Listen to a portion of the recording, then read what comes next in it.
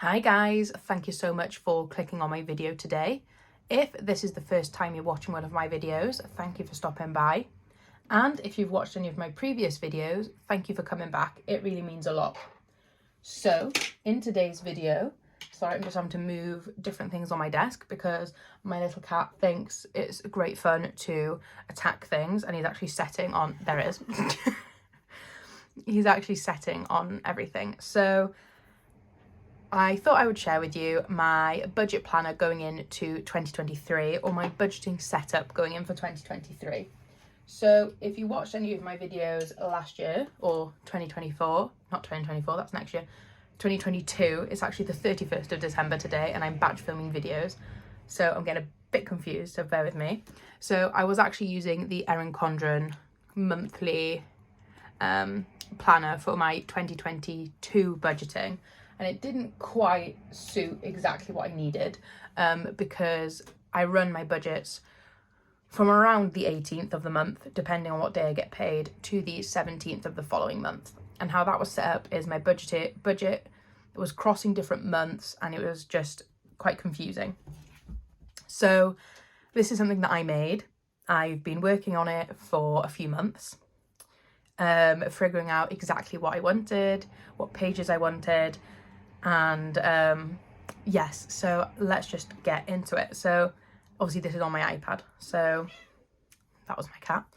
So this is my 2023 budget planner. Not what I wanted to do.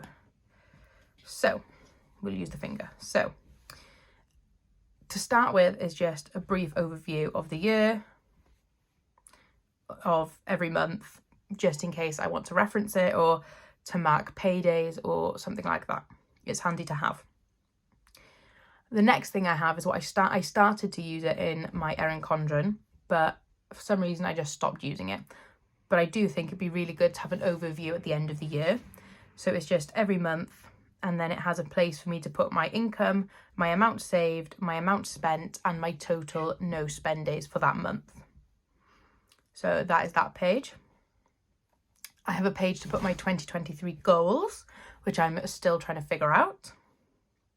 And then I thought it would be really handy to have a bill tracker. So I can track the different bills throughout the months. So I have half the months here and then half the months on the next page. And when I had them on one, they were just really narrow, and there wouldn't have been enough room for me to write in it. So the next page is my January to February budget. So that's what I meant with my budget goes from halfway through one month to halfway through the next month, because unfortunately I'm not at a place where I can where I don't have any money stashed, so I could, you know, start my budget now to January, and then my January pay would start from the start of February to the end of February. I'm not in a position where I'm able to do that. So but that's okay. This, I'm hopefully, in theory, it should work for me. We will see in practice. So yeah, my January to February budgeting pages. So I just added in just a few, the 1st to the 17th of January. So I can just keep track of my budget, the remainder of my money from this budget halfway through the December into January, just so it's all in here in one place. Then I have my January to February budget from the 18th to the 17th. And then what I did was I made my little budgeting stickers.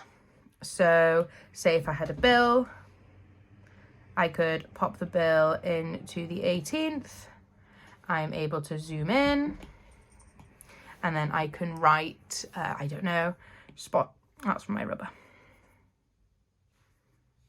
Okay, we're just gonna rub all of that out. So yeah, so I'm not 100%, you know, comfortable with this yet, but we'll get there. So say Spotify, and then $9.99. And then, you know, I'll be able to add them all in. I also made a little no spend sticker, a little payday sticker. So, you know, I have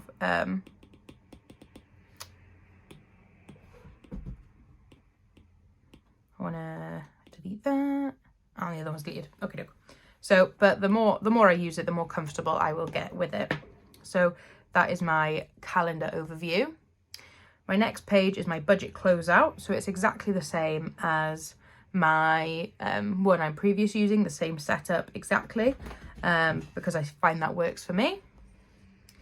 Then I have my monthly budget. So I have room for the pay date, my income, how much money is going to my cash envelopes, my different bills. I left a little gap in case I do, incur a new bill, a little place for my buffer, and then a gap here where I can note down any money that I'm allocating to sinking funds. Then I have my weekly budgeting page. I find that this works really well for me. So I've got room for my 4 weeks and my different cash envelopes. And then I want to get back into doing my weekly check-in, which I did used to do in my 2022 budget, and then I stopped for some reason. But I found it really useful because I can put the opening amount of my cash envelopes, how much I'm adding, how much I spent, and how much I have left to roll over into the following week. So there is 2 pages of them for weeks 1 through weeks 4. Then I have my sinking fund update. I've put it with the month instead of at the back. So I've got room to put my categories, my starting balance, my ending balance, and the change. And then there's 2 pages of that with my totals down the bottom. Then it goes into my March to February pages. So it's exactly the same, not March to February, February to March, sorry. Exactly the same, except it goes from the 18th of February to the end of February, and then from the start of March to the 17th of March. And then every other page then is exactly the same as I've just described. We go then into the March to April budget, and then so on through till the end of the year. And then I have a few just extra budgeting pages at the back, and that is literally just a 2023 sinking fund update. So I'm going to put the starting balance at the start of the year of my different sinking fund amounts. And then at the end of the year, then I can come in and put my ending balance and see what has changed.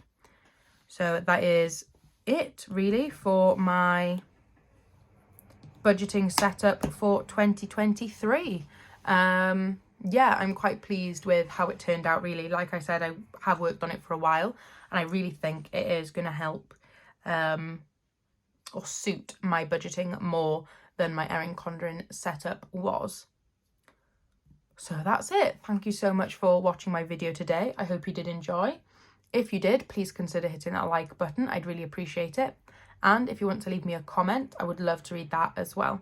I hope you all have an amazing day. And if you want to keep up to date with my budgeting journey and seeing this little thing in motion, please consider hitting that subscribe button. It would make my day. Thanks for watching. Bye.